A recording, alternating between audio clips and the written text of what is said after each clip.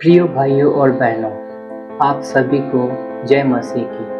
आज हम एक ऐसे वचन की ओर चलते हैं जो न केवल हमारे दिलों को छूता है, बल्कि हमें जीवन की हर तूफानी घड़ी में आशा, शांति और सामर्थ प्रदान करता है। वचन है भजन संगीता 91 अध्याय 1 और 2। हमें एक गहरे और सुंदर सत्य को याद दिलाता है। जब हम परमेश्वर के साथ में रहते हैं तो हमें कोई डर नहीं, कोई चिंता नहीं, क्योंकि वह हमारा शरण स्थान और हमारा घर है। तो आइए इस वचन के ऊपर हम लोग आज मनन करते हैं। भजन संगीता 91 उसका 1 और 2 इस प्रकार से लिखा है। जो परम प्रधान के छाए हुए स्थान में बैठा रहे, वह सर्वशक्तिमान की छाया में ठिकाना पाएगा। मैं यहोवा के विषय कहूँगा, वह मेरा शरण स्थान और गढ़ है, वह मेरा परमेश्वर है, मैं उस पर भरोसा रखूँगा। आमीन। परमेश्वर का स्थान एक सुरक्षित ठिकाना है। सबसे पहले आइए इस वचन के पहले हिस्से पर विचार करें, जो परम प्रधान के स्थान में बैठा रहे। यह स्थान शब्द हमें एक ऐसी जगह की ओर इशारा करता है जो सुरक्षित है, जहां तूफान की हवाएं हमें छू नहीं सकती।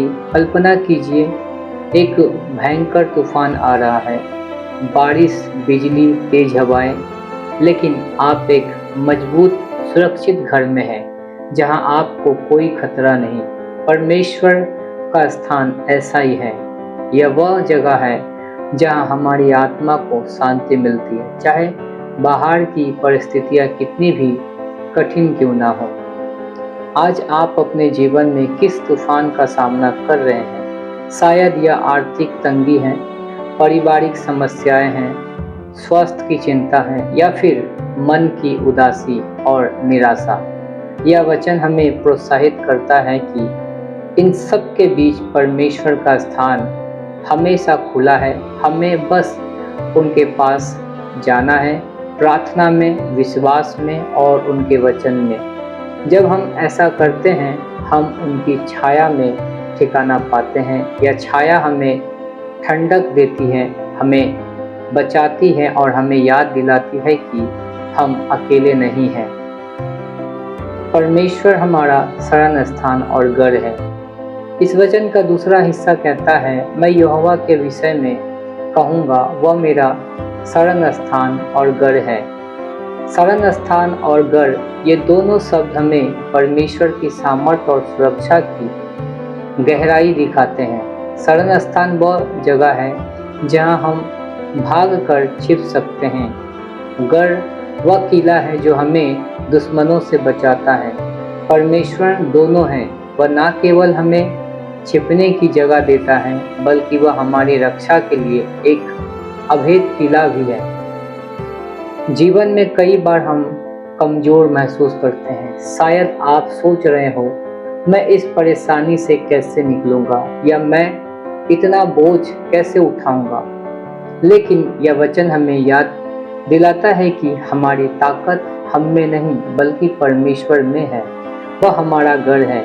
वह कभी नहीं हारता, कभी नहीं थकता और कभी हमें अकेला नहीं छोड़ता। एक छोटी कहानी सुनिए। एक बार एक छोटा बच्चा अपने पिता के साथ जंगल में गया। अचानक एक जंगली जानवर उनके सामने आ गया। बच्चा डर गया, लेकिन उसके पिता ने उसे अपनी बाहों में उठा लिया और कहा, मत डर, मैं हूं ना। उस बच्चे को उस पल में अपने पिता की ताकत पर भरोसा था। उसी तरह परमेश्वर हमारे स्वर्ग पिता है। जब जीवन जंगली जानवर जैसे चिंता, डर या मुश्किलें हमारे सामने आते हैं, तो परमेश्वर हमें अपने बाहों में उठा लेते हैं। आमीन। भरोसा विश्वास की कुंजी है।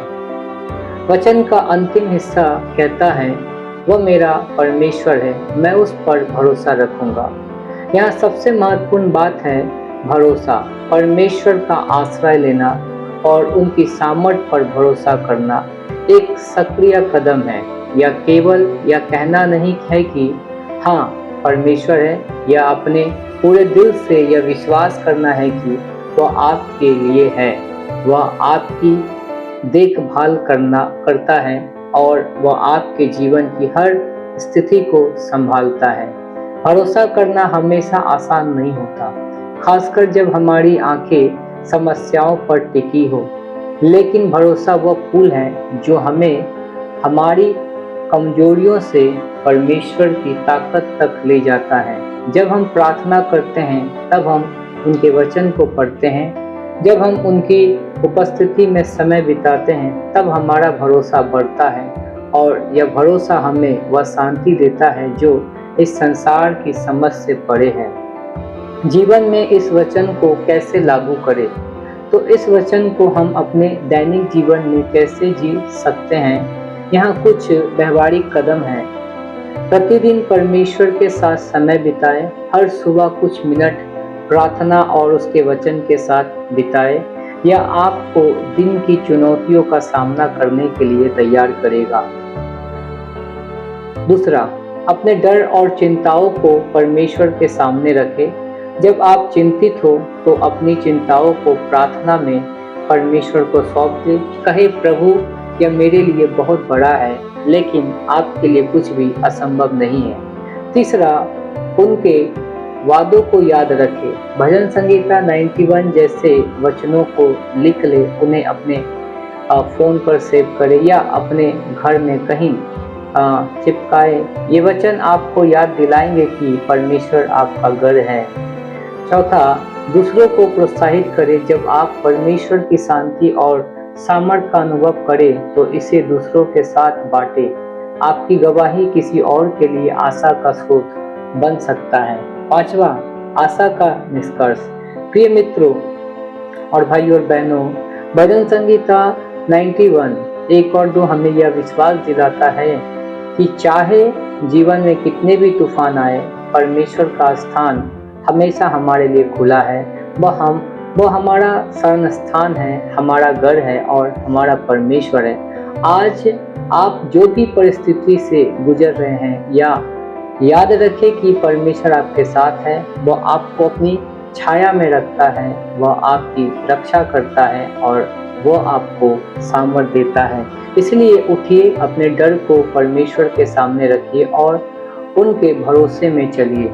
वह आपका मार्गदर्शन करेगा और आपको वह शांति देगा जो इस संसार में कहीं और नहीं मिल सकती। आइए हम प्रार्थना करें कि परमेश्वर हमें अपने आश्रय में रखे और हमें हर दिन उनके भरोसे में चलने की शक्ति दे।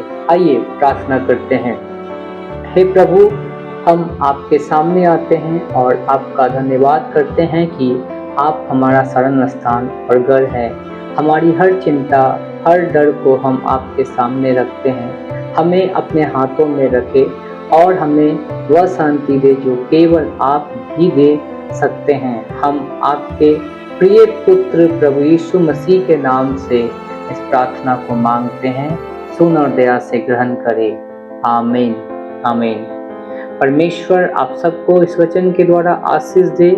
मेरे प्रिय भाइयों बहनों, ये वचन यदि आप लोगों को अच्छा लगा, परमेश्वर का आत्मा आप लोगों से बातें किया, तो जरूर अपने राय को, अपने विचार को कमेंट बॉक्स में अवश्य लिखें और वीडियो को लाइक करें, शेयर करें, अपने दोस्तों, अपने मित्रों, अपने परिवारों के साथ शेयर करें, ताकि जो निराश है, जो हताश है, उनके लिए भी ये वचन आशा का स्रोत बने। परमेश्वर आप सबको आशीष दे। God bless you.